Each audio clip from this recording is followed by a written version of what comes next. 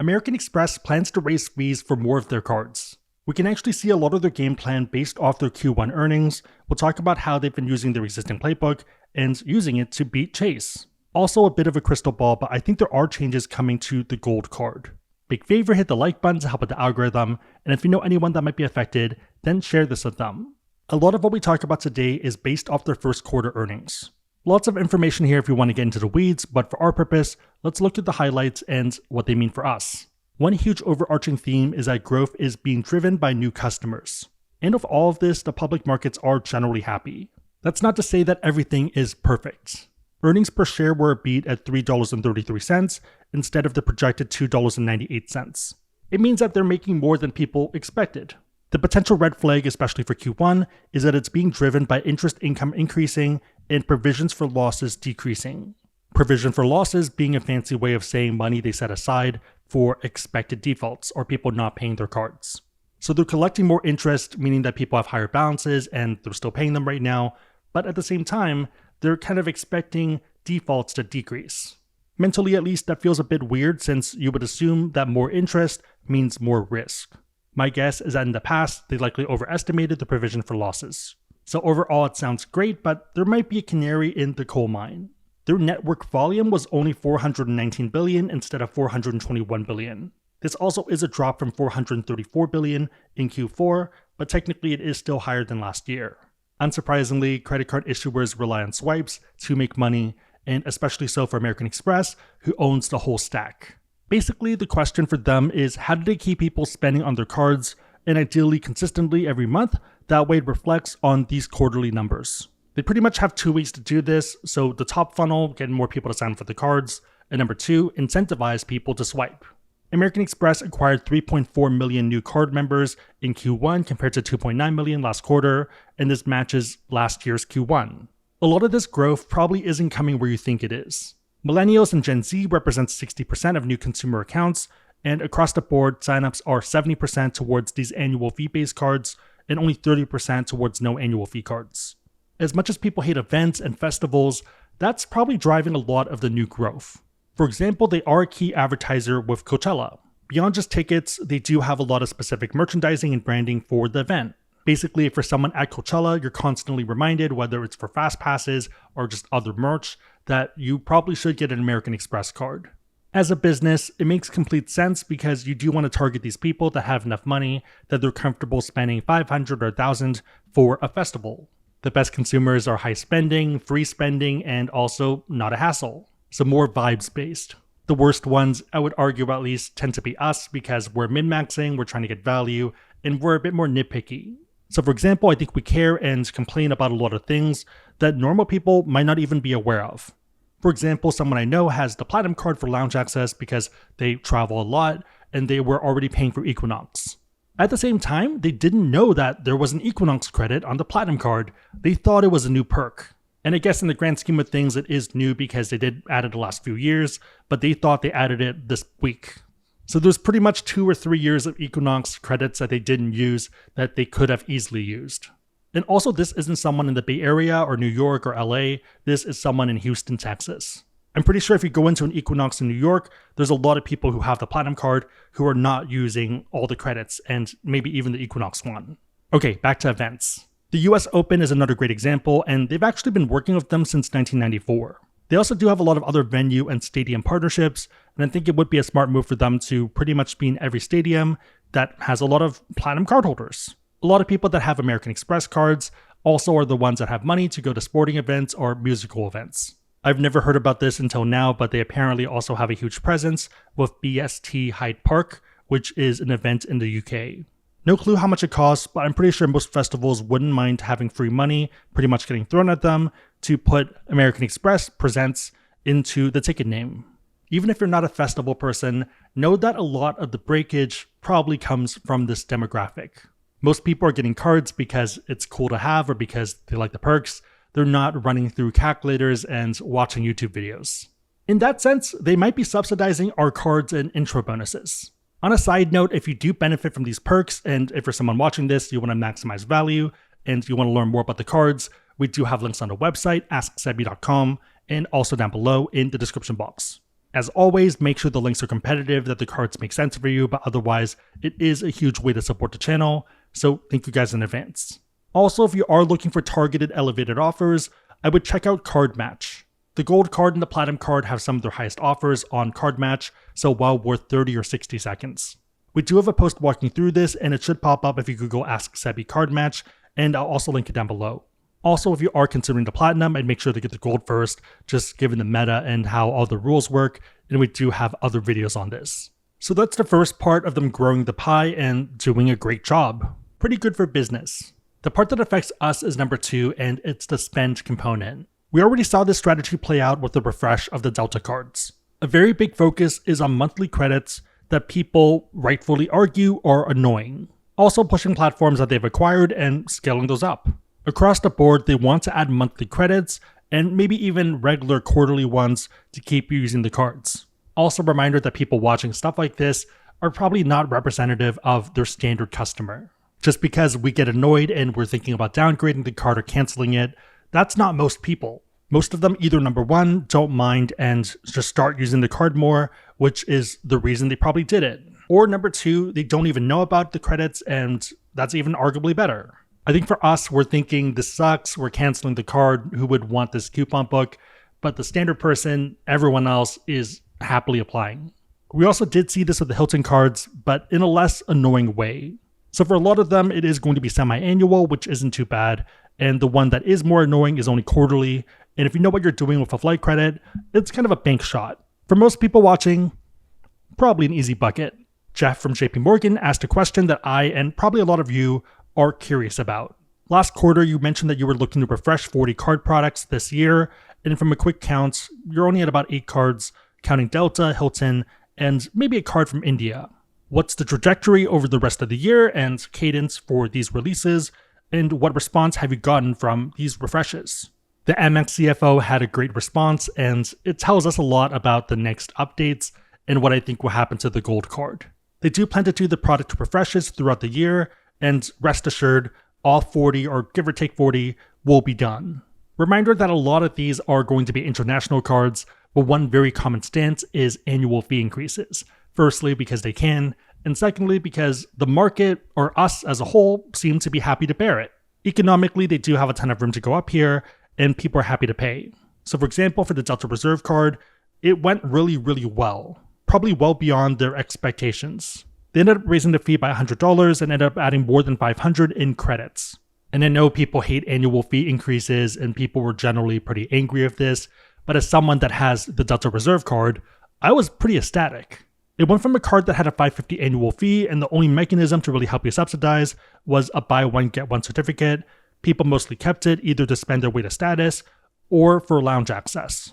Now it's pretty much the same card but with a lot more credits. You're paying $100 more, but you're getting up to 240 in Resi, up to 120 rideshare, and up to 200 for Delta stays.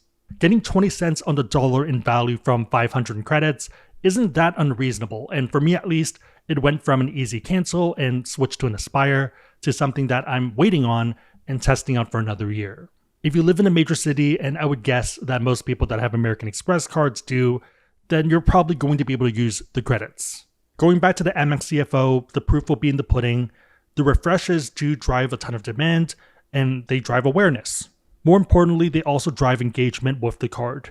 I've been in the space for a long time. Delta cards were pretty much getting it for the intro bonus, and then keeping it for Delta benefits if you like free checked bags, but otherwise you would never use it because there wasn't a reason, there's no point. This coupon book strategy is something that's worked very well for them in the last couple of years, and something they are committed to going forwards. Again, it's the idea that it drives demand, but also engagement of people using the card.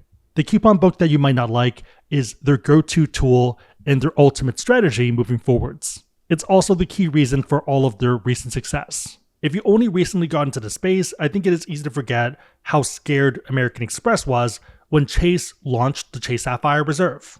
At that time, a lot of people considered it the end of the Platinum card and also American Express. Back in 2017, they had a second year of consecutive declining revenue, and the rival company, that was Chase, was enticing these young, affluent professionals, the kind of millennials that credit card companies want. The Chase Sapphire Reserve was giving Amex executives night terrors. They also weren't just losing the war financially, they were also losing it on social media.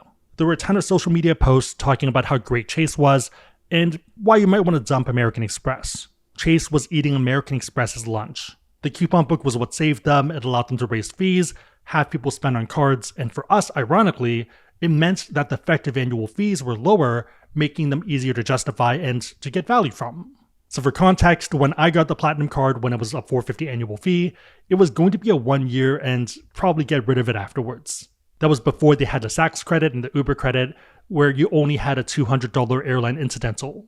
With all of that said, the last update to the Gold card was back in October 4th of 2018. It went from a $195 annual fee to $250, and it didn't really apply until 2019, but we just hit that 5-year mark. 5 years is a long time, so I do expect an update either towards the beginning of summer or towards maybe September, October. I think it is going to be a flagship launch, and they're going to make a big deal out of it. We also can theorize some of the changes by looking at their recent trademarks. All of their trademarks, even the main ones, are under American Express Marketing and Development, and one of them for January 2024 is More Machine. So this is for sponsorships of sporting, music, and other events. Another one from March 8th, 2024 is Story of My Song. So this is entertainment services, and specifically non-downloadable entertainment videos in the field of music. The last one, and the one I think is most interesting, is going to be events by American Express. It does kind of read like corporate event planning, so maybe a bit different, but it's something that I think would make sense. American Express already does a lot in the event and festival space, so they might as well lean into it. The Gold card is the quintessential I'm a normal person who likes to go out and do stuff card right now. So I could easily see this tying in, and it just makes sense to me. If you map out the updates for the mid and top tier cards like the Gold and Platinum, as well as recently the Delta Platinum, Delta Reserve, and Hilton Aspire, you can see the changes, and a lot of it is pretty consistent. The prior update was only $55 and 28%, but that was also 5 years ago. If you looked at all of the recent cards in this level, they've all been in that $100 range. The Delta Platinum probably being the best example, going from $250 to $350. If I had to put money on it, I think it is a $250 to $350 jump. The big question for us is what credits we are likely to see. I think there is a non-zero chance that they update the up to 120 Uber credit to maybe 120 ride sharing generally, but at the same time, Uber will probably pay to keep the branding. If I were Uber, I think that just makes sense. Let's say 70% chance it stays in Uber credit, and 30% it becomes a general rideshare credit. One major one that I do see changing is the up to 120 for dining. Right now, the partners feel kind of random and kind of a hodgepodge. From a marketing perspective, I think it's also very confusing.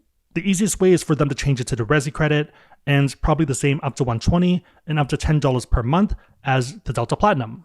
It just feels a lot more cohesive when you're talking to friends about it that you have a Resi credit rather than a dining credit, but that it only specifically works at Shake Shacks and Cheesecake Factories and these other brands. Even right now, it sounds a bit too complicated rather than just Resi. The other part of it is that they own Resi, and this allows them to get a highway tax and to grow the enterprise value of that platform. More people using it means that they can make a better platform and also in turn charge restaurants more and make a competitor to maybe a Yelp. Or in the short term, at least OpenTable. The last credit I probably see is up to 100 for entertainment and maybe via a new American Express entertainment platform. To me, it's the next logical step to expand their platform and to be that all-in-one financial app. Maybe they end up doing 50 semi-annual, but kind of curious what everyone thinks. I think for me, if it was not 100 upfront, it would be a little bit too annoying. Especially for entertainment, which might be a bit more of an offshoot, I think having it as a one-time credit is just easier to justify and also market. The idea being that you probably go to at least one sporting event or musical event once a year. Also, all of these are just predictions, but I think they are pretty reasonable ones if you do have a pulse on the sector. In that case, $350 annual fee minus up to $120 for Uber, $120 Resi, and $100 entertainment would be a $10 effective annual fee, which exactly matches the current card, and arguably they made the dining credit easier to use than before. In terms of multipliers, I do see them staying the same at 4x because people seem fine with it, and also on their end, it seems like it still works financially and makes them money. I do see them adding something like 4x for Amex Entertainment. 4x is pretty consistent with the other multipliers and is in line enough with the Venture X, which offers 5x on Capital One Entertainment. If you're not a fan of annual fee increases, then it might make sense to apply for the card before the change happens, whether it's this summer, this fall, or whenever you think it's going to happen. One big question is whether they're going to launch the card with a very high intro bonus. If you look at Delta and Hilton, it doesn't seem like that's going to be the case. I think the idea being that they don't need to because people are already getting value from the card. Also, people that had the card before basically locked in a lower annual fee and got all the new credits. Locking in a lower annual fee for 1 year isn't too bad. Maybe they do decide to go for a big bang and a great intro bonus, but I feel like they don't need to. They already know that it's going to be successful, and I feel like if anything, they could add another colorway or another limited edition, and that's already going to do that marketing bump. American Express Gold, now not in just yellow, and not just pink or rose gold, but also white gold. But yeah, I don't know, I feel like from a marketing perspective, I would launch it in June, and it would easily be the card of the summer, and probably the must-have card of the year.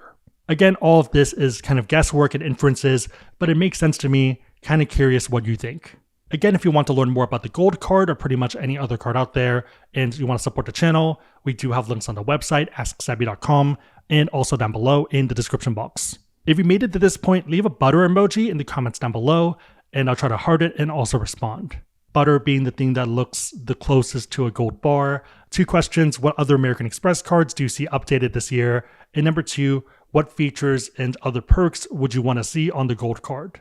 Basically, what would you want, but also make sense if you were the CFO of Amex? Let me know and everyone else know in the comments down below. Big favorite, thumbs up, share this with a friend, consider subscribing, but otherwise hope you liked it. See you next time. Feel like I might be losing my voice, so kind of curious if I sound very different from the beginning of the video and the ends, but yeah, let me know.